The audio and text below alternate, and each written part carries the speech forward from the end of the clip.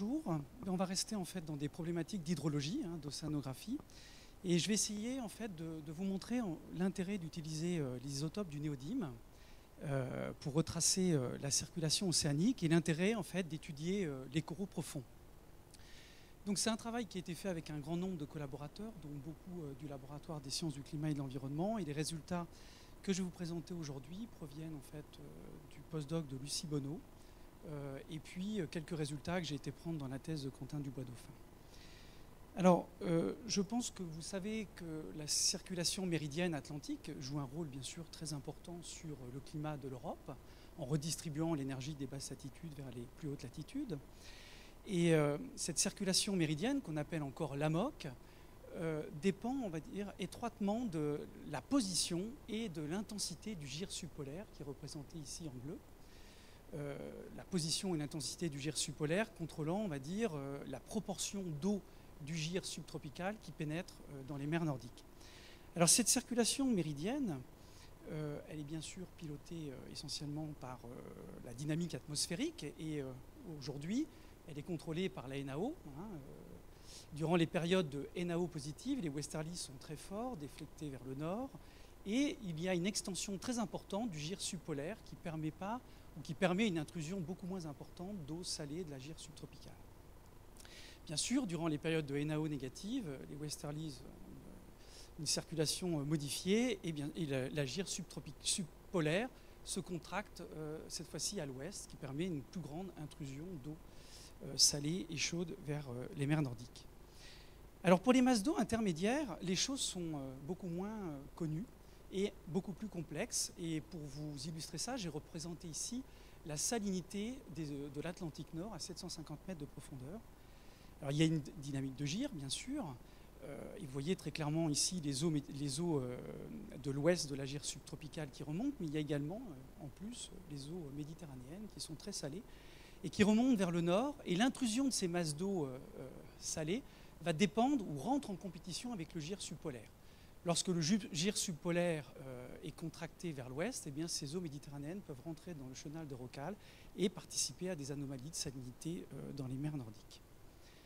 Alors l'objectif de l'ANR-AMOC, enfin un des objectifs de l'ANR-AMOC, parce qu'il y en avait plusieurs, c'était de restituer tout d'abord l'hydrologie des masses d'eau de surface et intermédiaires. Aujourd'hui, je vous parlais essentiellement des masses d'eau intermédiaires de l'Atlantique Nord-Est pour reconstruire, enfin au cours de l'Holocène, pour essayer de traquer cette gire subpolaire, de regarder les liens qu'il peut y avoir avec la MSW et les liens qu'il y a avec la circulation nord-atlantique profonde. Alors on a investi un certain nombre de chantiers en Atlantique et aussi en Méditerranée. Je ne vais pas parler de la Méditerranée aujourd'hui. Et je vais présenter aujourd'hui essentiellement des résultats qu'on a acquis dans le chenal de Roccal avec des coraux profonds. Alors tout d'abord, avant ce travail, le problème on s'est botté à un problème, c'est qu'il y avait très peu de signatures de masses d'eau, de signatures en néodyme des masses d'eau qui circulent le long de l'Atlantique. Là, vous avez toutes les stations qui ont été analysées. Et donc, dans un premier temps, ce qu'on a fait, c'est que l'on a analysé l'isotopie du néodyme d'un grand nombre d'échantillons qui ont été prélevés sur plusieurs stations qu'on a collectées lors de 4 campagnes océanographiques. Et je vais vous montrer ici simplement un seul résultat de Quentin Dubois-Dauphin, son papier GCA, qui est un transect nord-sud entre l'Islande et le golfe de Cadix. Donc un transect nord-sud avec les valeurs de l'epsilon néodyme ici qui vous sont représentées par différentes couleurs.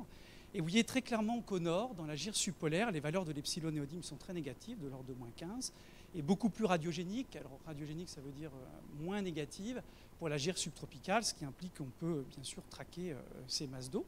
Et si vous regardez plus finement, eh bien, le néodyme peut permettre, l'isotopie du néodyme peut permettre de tracer même la LSW qui s'épanche à 2000 mètres, ou l'intrusion des eaux méditerranéennes qui remontent vers le nord et qu'on peut voir jusqu'au bassin de Porcupine et le chenal de Roccal très dilué. Alors pour continuer à vous convaincre, j'ai reporté ici toujours la salinité à 750 mètres de profondeur et les valeurs de l'epsilon néodyme de la littérature et de ce qu'on a obtenu. Et vous voyez un très bon accord entre cette gire subpolaire avec des valeurs qui sont beaucoup plus négatives et des valeurs beaucoup plus radiogéniques pour la gire subtropicale ainsi que les eaux méditerranéennes. Alors ce qui est important à comprendre, c'est que dans l'intergire, au niveau du NAC, Les valeurs de l'epsilon néodyme sont celles du gire subpolaire. Alors ça s'explique tout simplement par le fait que la concentration en néodyme des eaux du gire subpolaire sont à peu près 2 fois supérieures à celle de la gire subtropicale et donc marque très fortement la signature de ce courant. Donc, si on travaille dans le chenal de Roccal, vous voyez, les masses d'eau sont de nouveau plus radiogéniques, très légèrement plus radiogéniques. Et bien, ce qu'on va pouvoir tracer, c'est la position du NAC, la position du gire subpolaire, et bien sûr, le mélange avec les masses d'eau qui remontent de type Northeast Atlantic Water et plus profondément de type MSW. Voilà, alors si on veut remonter dans le temps, bien sûr, il faut être honnête et il faut s'assurer que ces différentes masses d'eau n'ont pas changé leur signature au cours du temps. Ça, c'est la première chose que l'on a fait. Et puis la deuxième, c'est d'utiliser une archive fidèle pour restituer ces changements hydrologiques. Alors pour l'archive, on a utilisé des coraux profonds qui présentent l'avantage en fait, d'être présents partout dans les masses d'eau intermédiaires qui ne sont pas très bien connues d'un point de vue hydrologique dans le passé, de pouvoir être datés précisément par datation uranium-thorium, donc c'est un travail fastidieux qui a été fait au LSCE. Et puis, bien sûr, d'enregistrer la signature en néodyme. Ça, c'est ce qu'on a montré en 2010. Des coraux vivants enregistrent la signature des masses d'eau environnantes avec une relation 1/1. Alors, maintenant, je vais vous présenter, bien sûr, les résultats qu'on a acquis sur l'Holocène, dans le chenal de Roccal. Et avant, quelques enregistrements qu'on a obtenus de part et d'autre dans la gire subtropicale. Donc, j'ai reporté, en fait, tous les résultats ici. On a tout d'abord démontré que les eaux sortant de la Méditerranée, donc la MSW, avait une signature isotopique constante au cours de l'Holocène, donc des 10 000 dernières années. Alors en fait, on a plus de points que ça. Je n'ai pas reporté tous les points, on en a énormément. On a démontré aussi que les eaux de la gire subtropicale étaient constantes au cours du temps. Donc nos points, c'est les points bleus des coraux le long de la Floride, donc dans les masses d'eau intermédiaires toujours. Alors, on n'a pas de données dans la mer du Labrador, mais Claude Hilaire-Marcel a eu un postdoc qui a travaillé là-dessus et il montre en fait que les eaux de la mer du Labrador restent avec une signature de l'ordre de type -15 à -16, donc ça n'a pas bougé énormément. Et là, vous avez l'enregistrement qu'on a acquis dans les coraux à 750 mètres dans le chenal de Roccal. Vous voyez très clairement une très forte variabilité avec une importance très forte d'eau de la gire subpolaire au début de l'Holocène et particulièrement entre 8000 et 6000 ans. Puis ensuite, un apport plus important de la gire subtropicale, je dis toujours, c'est la circulation moderne qui se met en place, et puis des oscillations très importantes, millénaires, dans la deuxième partie de l'Holocène. Alors, je ne vais pas parler aujourd'hui des oscillations millénaires, parce que je n'ai pas le temps, mais en fait, elles correspondent à des choses. On a publié que ça correspondait au réchauffement médiéval, le retour que vous avez ici à Milan. Puis ici, on a de nouveaux retours qui correspondent à d'autres phases chaudes romanes ou des périodes de retrait des glaciers en Norvège. Donc ça, c'est des choses qu'on va publier. Alors si je reviens maintenant sur ce grand changement, on va dire, mi-Holocène, eh bien, alors on n'a pas été les premiers, bien sûr, à l'observer, mais ce n'est pas très consensuel, ces histoires de dynamique de gire, parce que ce n'est pas facile à tracer. Mais Tornallé a montré effectivement au sud de l'Islande, à partir de reconstruction de la salinité des masses d'eau, des surfaces et subsurfaces, qu'il y avait une extension de gire très importante à 8000-6000. Et puis il y a des très beaux enregistrements de Stan Urias qui montrent qu'au début de l'Holocène, le NAC était déporté, très fortement déporté à l'est, donc un océan qui est envahi par le gire subpolaire.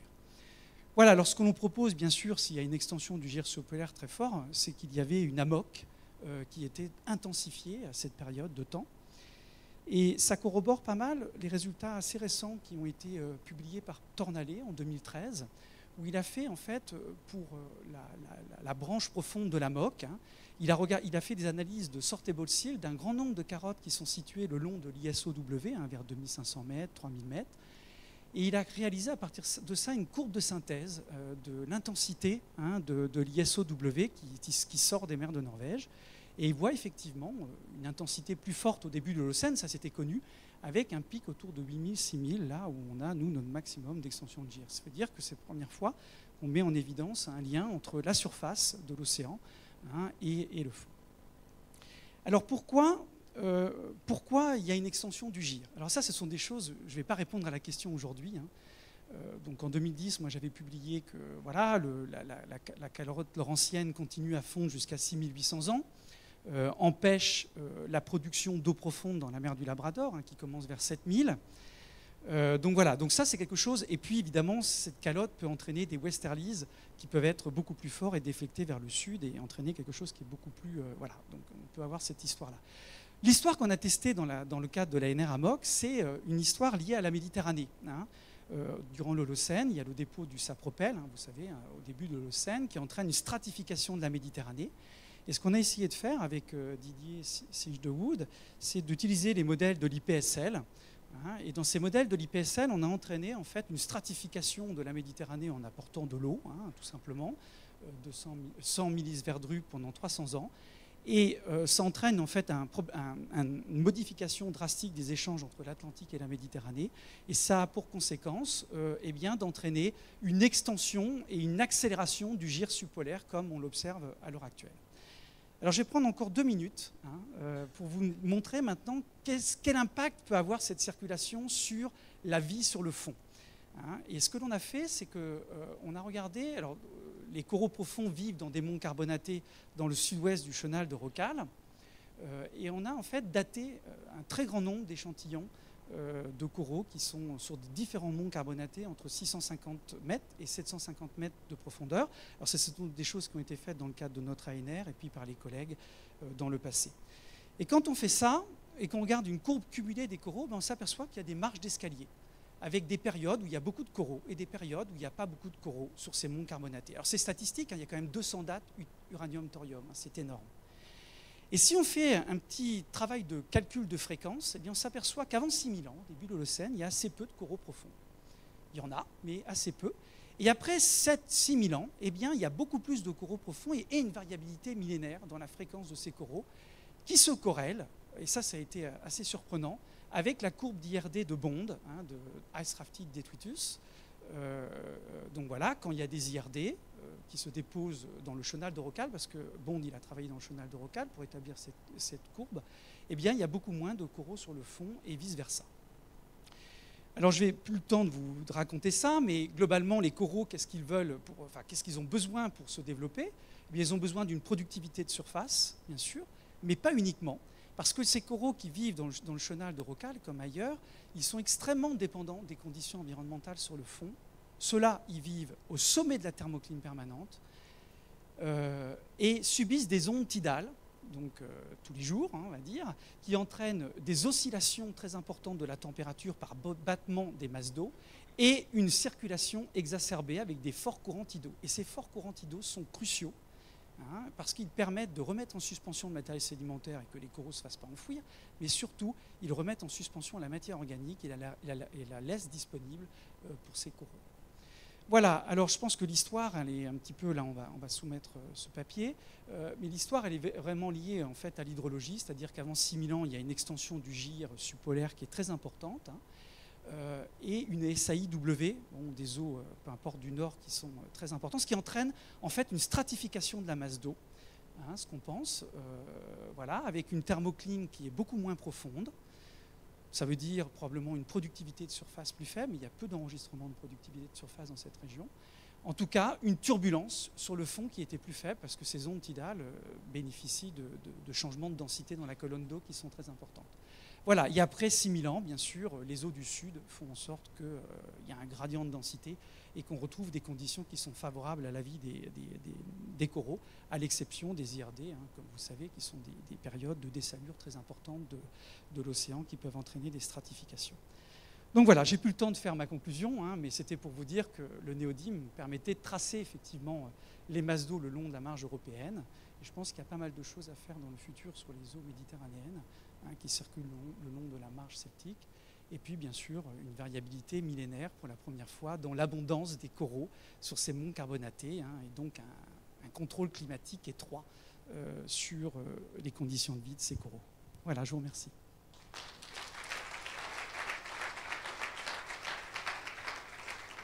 Merci Christophe. Y a-t-il des questions?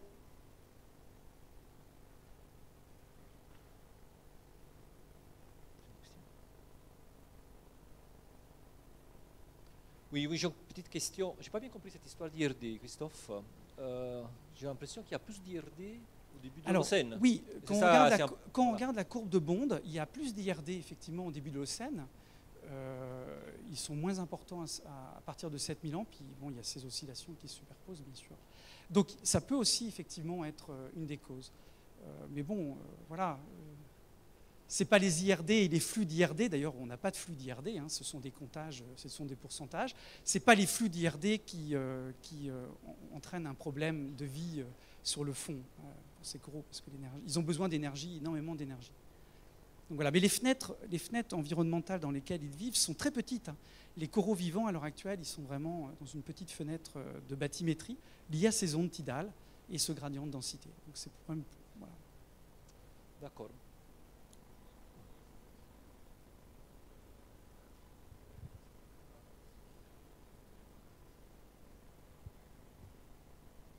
Alors, la NAO, c'est quelque chose effectivement qui est actuel, on va dire, hein, c'est très courtes échelles de temps. Alors, il y a plein de papiers qui relient la NAO à ces événements effectivement de dynamique de gyre. Voilà, moi je ne suis pas très très friand de relier ça à des états de NAO, surtout qu'il y a des papiers, un papier récent, j'ai oublié, où il y a des enregistrements de spéléothèmes au nord de l'Afrique et en Allemagne qui montre que en fait, cette ANAO elle a toujours fonctionné avec des phases positives, négatives depuis 8000 ans, 9000 ans. Donc voilà, je ne suis pas très friand de cette histoire de NAO. Voilà, je vous ai présenté la NAO pour vous montrer que la dynamique de gyre, elle est très sensible à des états de champ de vent, etc. Ça, c'est les océanographes. Oui. Oui. Est-ce que le lien que tu montres entre les sapropelles, parce que les sapropelles en Méditerranée, c'est aussi très lié au cycle de précession et à la dynamique de la mousson. Oui, oui. Et on sait bien, par exemple, sur l'Afrique de l'Est, on sait bien que les périodes où il y a un renforcement de la mousson en Afrique de l'Est correspondent aussi à des stabilisations des apports d'eau douce importants en Méditerranée. Et donc là, le couplage que tu proposes, c'est un couplage qui vient du sud ou c'est un couplage qui est... Parce qu'on sait aussi que les flux d'IRD